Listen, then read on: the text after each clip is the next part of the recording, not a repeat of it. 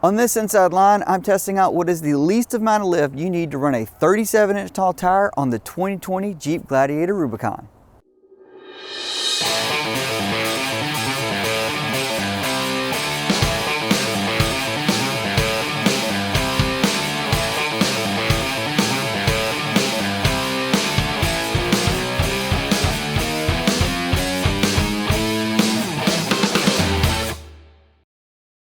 So my goal here is simple. I want to see what's the least amount of lift I can put into the Gladiator and still run my 37s with the factory front fender flares all intact. So what I did, I picked up a 1.5-inch TeraFlex leveling kit. Now this includes a 1/2-inch top spacer, a 1-inch bottom spacer, and a 1-inch bump stop. Now this is a super easy install.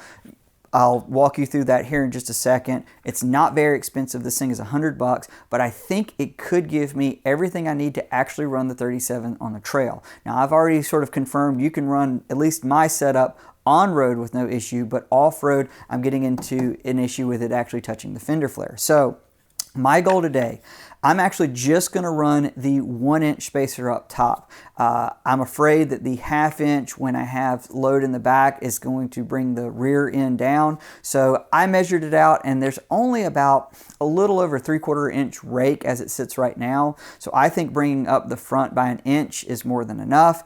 This 1-inch bump stop should hopefully keep the tire out of the fender enough to where I know I'm probably still going to get a little bit of rub, but it might work well enough to where I can still wheel it. So that's the goal today. I'm going to tear into this thing, get this thing lifted, and then I'm going to go hit some trails and we'll see what happens.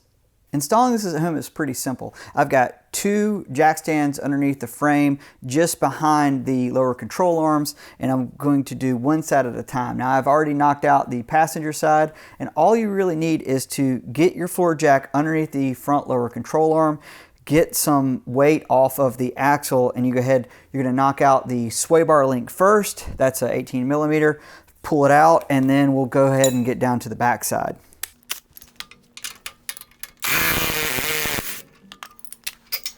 Before I take a little bit more pressure off of the front shock here, I want to go ahead and there's a lower bolt here that I want to remove. It is a 16 millimeter, and that is going to, it's just the bracket that holds the brake line guide to the control arm, and then there's a 10 millimeter bolt that's behind the coil bucket that you're going to want to remove. Very self-explanatory once you're here.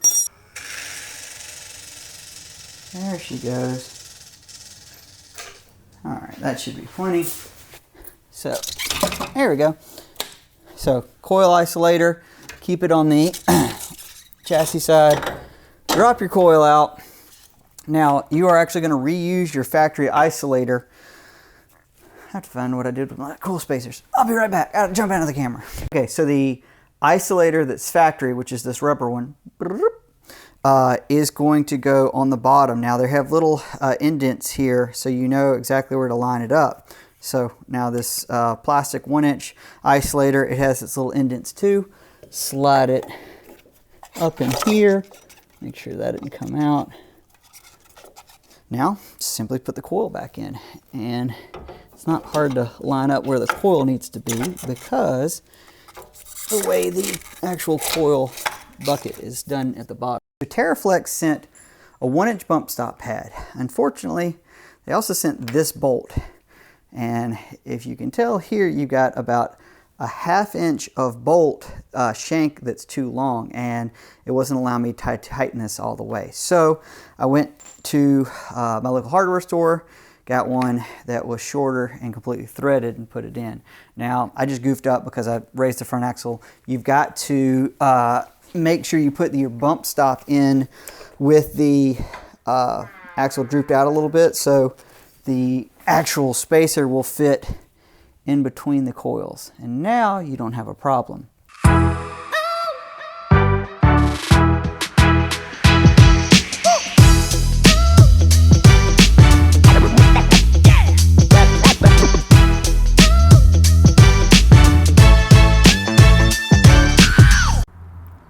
Okay, to give you an idea of just how level it is, this is how it sits in the most level part of my driveway.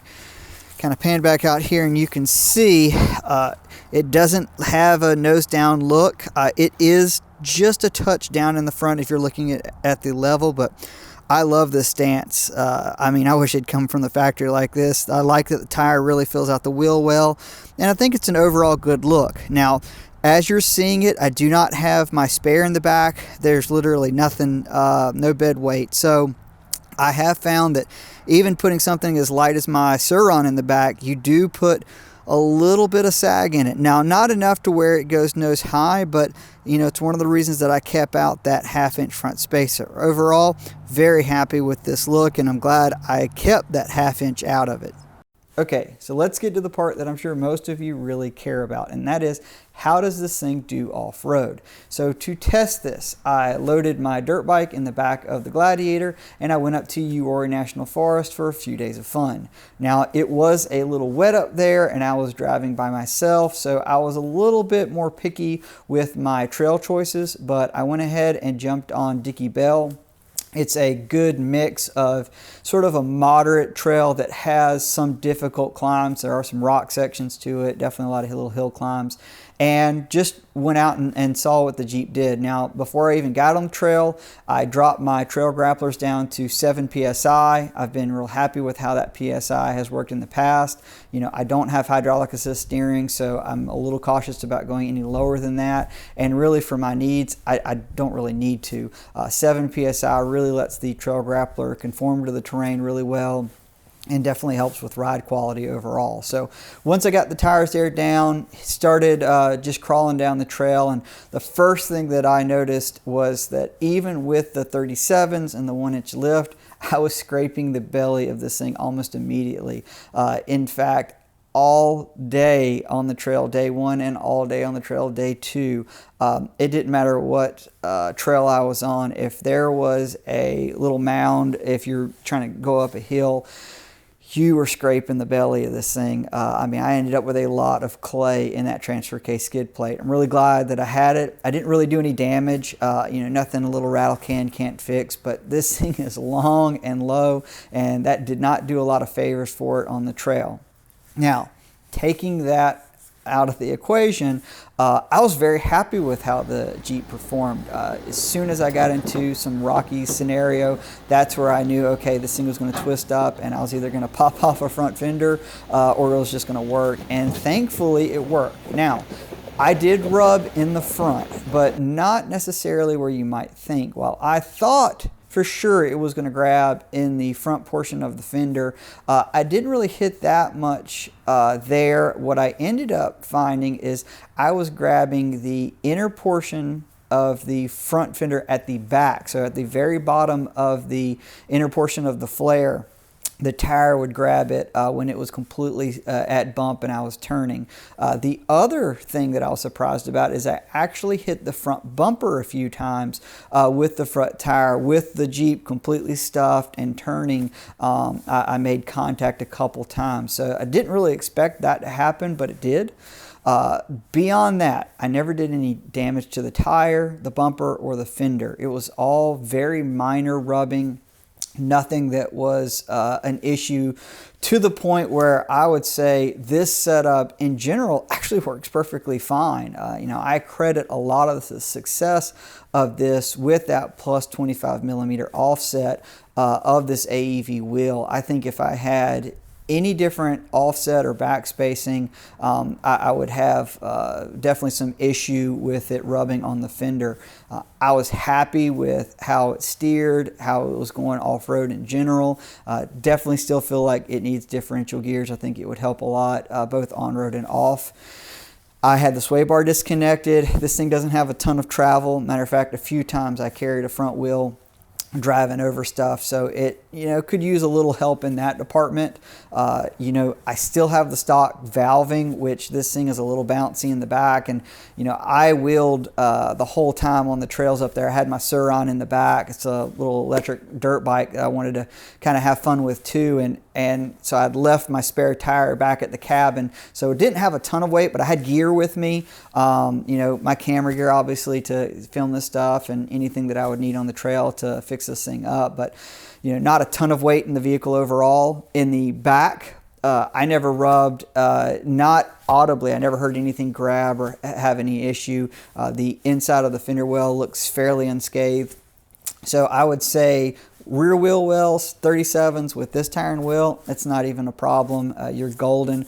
Up front, again, surprisingly, I did hit the bumper a little bit, and I was rubbing the front fender. Now, it is a livable setup. I feel like I've kind of shown 1 inch of lift, 1 inch bump stop.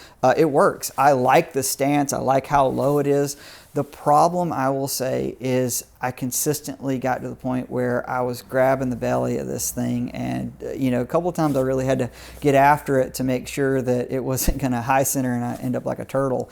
So I don't think long term, especially for the wheeling that I want to do with this thing, I want to stay that low. But at the very least, I wanted to see if you could. I felt like it was worth it. It makes it really nice to be able to toss a dirt bike in the back of this thing. Makes it super usable for, you know, hauling the family and stuff. So I love this 1 inch and 37s. For some of the wheeling I have in store, I think I'm going to end up going a little bit taller. But I definitely feel confident that this will work. Now, I want to address a couple things. If you haven't seen my other video on where I did no lift in 37s, I'm just going to echo a few things in terms of on-road driving that I did there. You know, putting 37s, you got a lot more unsprung weight. It definitely feels a little bit like there's more tire there, and when you're driving down the road, it's a very lightly valved Jeep from the factory, and I feel like it just needs more valving to just feel a little bit more planted. So I want to do something for that for sure. I'm still not using a lot of 7th and 8th gear on the highway. Driving up to the mountains, I averaged about 13.5 miles per gallon, and on the way back it did, I think, 15.6. I mean, this is all with the tripometer, which it's been recalculated with a Taser JL, so it's fairly accurate. But you know, I'm still living in that 14.8 to 15.2 average miles per gallon with this Jeep, which I know it can be better, and I think gears are going to be the ticket for this. Even with that 8-spoke automatic, I want to get back to a little bit better power levels. But overall, super stoked with this thing. I like how it drives and handles. I think 37s just fill out the wheel well so nice. I wouldn't hesitate to recommend that. I would just consider you're probably going to want to do differential gears.